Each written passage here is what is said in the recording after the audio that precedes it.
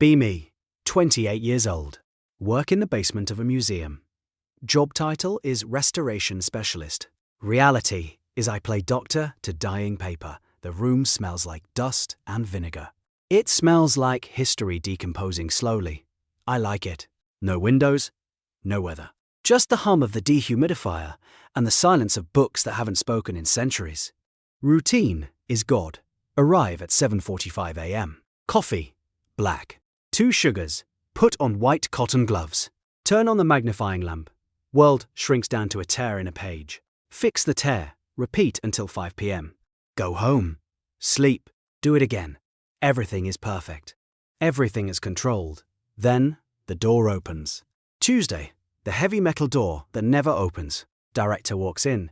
Behind him is a disturbance in the force. Short. Messy bun held together by a pencil. Overalls covered in stains, not paper stains. Oil. Grease. Rust. Director clears throat. This is the new mechanical restorer. She needs a workspace. Upstairs is full. She's taking the back corner. Me. Stare at the back corner. That is where I keep the solvents. That is the quiet corner. Me. No. Director. Yes. Her. She steps forward. Boots clomp on the concrete floor. Loud. Unnecessary. She looks at me. Eyes are the color of oxidized copper. She extends a hand. It is calloused. Dirt under the fingernails. Hi. I'm Alex. I look at the hand. I look at my white cotton gloves. I do not shake. Me. Please don't touch the manuscripts. She blinks. Retracts hand. Smirks. I prefer metal anyway. Paper breaks if you look at it wrong. Director leaves. The ecosystem is ruined. She unpacks. It is chaos. Metal tools clanking on a metal table. Wrenches. Screwdrivers. Tiny hammers. A box of gears that sounds like a bag of coins. She hums. Off key. I put on noise-cancelling headphones. I focus on a 17th century map. I try to ignore the intruder. 2 hours later, a smell hits me. WD-40. Sharp. Chemical. It is fighting with the smell of my archival glue. It is a chemical war.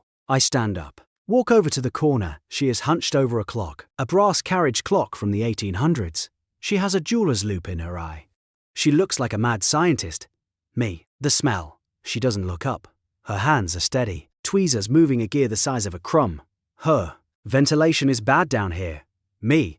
It was fine yesterday. She sets the gear. Clicks it into place. Finally looks up. The loop makes one eye look giant. Comical. Her. Sorry. Old springs need grease. Me. Old paper needs not grease, she sighs. Wipes her hands on a rag. The rag is filthy, her. I'll open the door for a bit. Me. Humidity control. Her. You're fun. Me. I'm employed. She laughs. It's a dry, scratchy sound. Like sandpaper. I go back to my desk. I do not like her. Week 1 passes. It is a test of endurance. She drops a wrench on Tuesday. It sounds like a gunshot. I jump. Tear a millimeter of parchment. I stare at the tear. I stare at her back. She doesn't notice. She is listening to a podcast about murders. I fix the tear. It takes 3 hours. I hate her. Wednesday. Lunchtime. I eat a sandwich at my desk. Ham and cheese. No mayo. She pulls up a chair. Backwards. Sits, straddling it. Opens a Tupperware. Leftover Thai curry. The smell is aggressive. Her. You ever go outside?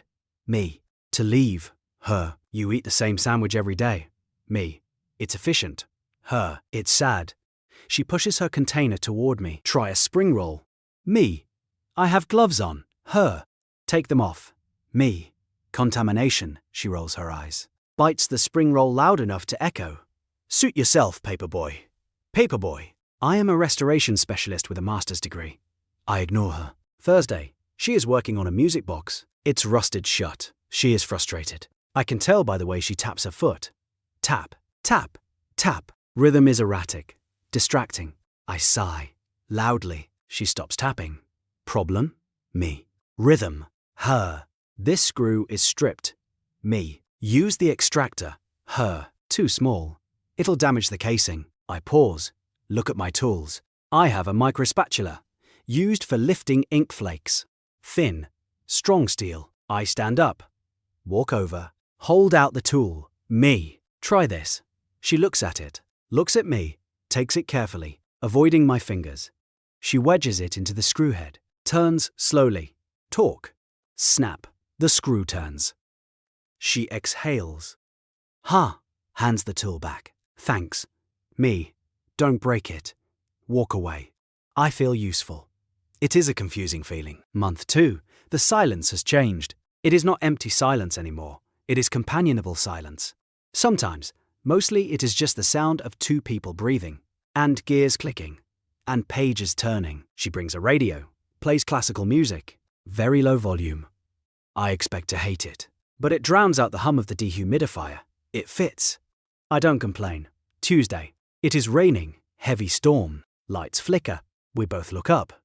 Power surge, darkness, pitch black basement. The dehumidifier dies. Silence is sudden and heavy. Don't move, she says. Voice comes from the corner. I have sharp things on my desk. Me? I know the layout. Stay put. I hear rustling, a click. A beam of light cuts the dark. She has a headlamp. Of course she has a headlamp. She looks like a coal miner. She shines it at me.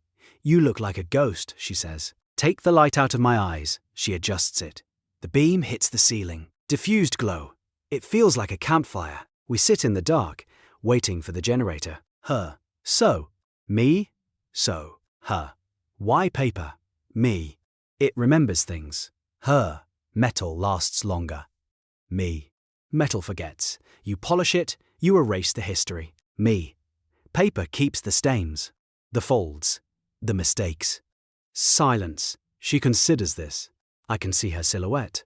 She is fiddling with a screwdriver. Her. That's poetic. Me. It's chemistry. Her. You're weird. Me. You wear a headlamp to work. Her. Preparedness. The lights buzz back on. We both blink. The moment is gone, but the air feels different. Less distinct, less mine and hers. Just ours. Month 3. Routine has shifted. I arrive at 7:45 a.m. She arrives at 7:50 a.m. She brings coffee. 2 cups. 1 black. 2 sugars. 1 latte with something that smells like cinnamon. Puts mine on my desk. Doesn't say a word. Just a nod.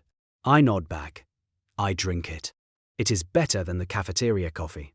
I suspect she grinds the beans. I do not ask. I just leave a donut on her desk the next day. Plain glazed, she eats it in 2 bites, licks the sugar off her thumb. Catches me watching. Winks. I look away. Feel heat in my neck. Focus on the manuscript. The letters are swimming. Reset. Focus. A big project comes in. A celestial globe from 1750. Papier-mâché sphere. Brass mechanism inside. It is broken. Both parts. Director brings it down. Joint effort, he says. Fix it before the exhibit in 2 weeks. Leaves. We stare at the globe. It is beautiful. And wrecked. Crushed on one side. Gears seized. Her. I have to open it to fix the gears. Me. If you open it, you tear the map surface. Her. If I don't fix the gears, it's just a ball. Me. It's a map of the stars. Her. It's a machine. We argue. Not shouting. Logical arguing. Diagrams. Post-it notes. We move our desks together. Create a central operating table. We stand side by side. Shoulders brushing. I flinched the first time. She doesn't. She smells like engine oil and vanilla shampoo. Weird combination. Not unpleasant.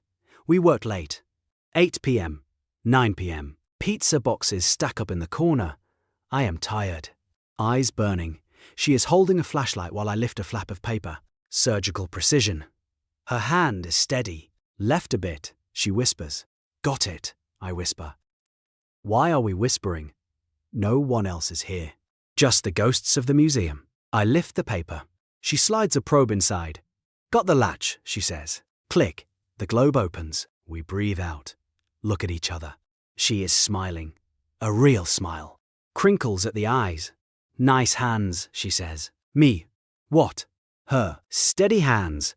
Good for a paperboy. Me. You didn't break anything. Her. High praise. We clean up. It is 11 p.m. Walk out to the parking lot. Streetlights are humming. Her car is an old Jeep. Beat up. Fits her. Mine is a sedan. Grey. Boring. Fits me. Her. See you tomorrow. Me. 7:45. Her. Make it 8 o'clock. We earned 15 minutes. She gets in. Engine coughs. Starts. Drives away. I stand there for a minute, just watching the taillights. Feel a hollowness in my chest, like I forgot my keys. Check pockets. Keys are there. Weird. Month 4. The globe is finished. It spins. It shows the constellations. It doesn't creak. Director is happy. Takes it upstairs. The basement is empty again. Just us. Desks are still pushed together. Neither of us moves them back. It is efficient. Sharing tools. Sharing space. She is working on a pocket watch. Tiny thing. Gold casing. She drops a screw. It bounces. Rolls under my desk. Damn it, she mutters. Drops to her knees. Crawls under my desk. I am sitting in my chair. I freeze. Found it, she says. Comes back up. Hits her head on the underside of the desk. Ouch. Rubs her head. Laughs. Sitting on the floor between my legs. Looking up. Dangerous workplace, she says. I look down. She is very close. I can see the flecks of gold in her eyes. I can count her eyelashes. My heart does a stutter step. Arrhythmia? Panic attack? She stops laughing. Stares at me. Smile fades a little. Becomes something else. Softer. You have glue on your cheek, she says. Reaches up. Touches my face. Thumb brushes my cheekbone. Skin is rough but warm. My brain flatlines. System error. Reboot. I don't move. She doesn't move. 5 seconds. A century. She drops her hand. Clears her throat. Gone now. Scrambles up. Back to her chair. Back to work. Right, I say. Voice cracks. Embarrassing. I stare at a ledger from 1890. I read the same line 40 times. Inventory of grain. Inventory of grain. I know nothing about grain. I know her thumb was warm. This is a problem. Month 5. Winter. Basement is cold. Heating is broken. Museum budget cuts. I wear a sweater. She wears a hoodie that is 3 sizes too big. She looks like a turtle. She is shivering. Trying to fix a clock escapement. Shaking hands are bad for clocks. I watch her for 10 minutes. Struggle. Curse. Drop tool. Pickup tool. Shiver. Logic dictates intervention. I stand up. Take off my cardigan. I have a thermal shirt underneath. Walk over. Drape the cardigan over her shoulders. She freezes. Looks at the wool. Looks at me. You'll be cold, she says. Me. I have layers. She pulls the cardigan tight. Buries her nose in the collar. Inhales. Smells like old books and laundry detergent. Me. Better than WD-40. She smiles. Debatable. She goes back to work. Hands stop shaking. I go back to my desk. I am cold. Freezing, actually. But I feel warm. Paradox. Investigate later. Lunchtime. She brings soup. Thermos. 2 cups. Tomato bisque. My grandma's recipe, she says. We drink soup. My grandma was a mechanic too, she says. Fixed tractors during the war. Me. My grandfather was a librarian. Her. Figures. Me. He liked order. Her. Do you like order? Me. Yes. Her. Is that why you haven't asked me out yet? Silence. The question hangs in the air. Heavy. Solid. Me. What? Her. You heard me. She is looking at her soup. Stirring it with a plastic spoon. We spend 10 hours a day together. You gave me your sweater. You fixed the screw on my music box. You buy me donuts. Me. That's collegial. She looks up. Eyes sharp. Is it? Me? I don't know. Honest answer. I really don't know. I don't know how people work. I know paper. I know ink. People are messy. No instruction manual. She sighs. Put the spoon down. Okay, forget I said it. Back to order. She turns back to her desk, shoulders slumped. The room feels terrible. The air is too thin. The silence is not companionable. It is suffocating. I look at her back. She is wearing my cardigan. It looks right on her. Logic processing. Premise A. I hate change. Premise B. I hate it when she is not here. Premise C. When she is sad, I cannot focus. Conclusion. The status quo is already broken. Action required. I stand up. Walk to her desk. Stand behind her. Alex. She doesn't turn. Working, she says. Me. The inventory of grain. Her. What? Turns around. Confused. Me. The ledger I was reading. It's boring, her. Okay, me. I would rather be listening to you talk about tractors. She stares. Blinks. Me. And I don't like black coffee anymore. I like the cinnamon thing you make. Me. And I hate the silence when you leave. She stands up. Slowly. Is this you asking me out? Me. I think so. I'm not good at the terminology. She steps closer, grabs the lapels of my cardigan that she is wearing, yanks me down, kisses me. Taste of tomato soup and chapstick. Shock. System overload. My hands hover, then land on her waist. Overalls are rough denim. She is solid. Real. She pulls back. Not bad for a paperboy. Me. Adequate technique. She laughs. Punches my arm. Saturday. 7 p.m. Dinner. Not here. Me. Okay, her. And wear the sweater. I like it. Me. You're wearing it. Her. I'll give it back. Maybe. She sits down, picks up her tools, starts humming. Off key. I go back to my desk, touch my lips, pick up the magnifying glass. Look at the manuscript. The letters are sharp again. Everything is clear. The restoration is complete. Order is restored. Just a different kind of order. A better one. I take a sip of cold coffee. It tastes sweet. Life is weird, but I think I'll keep it.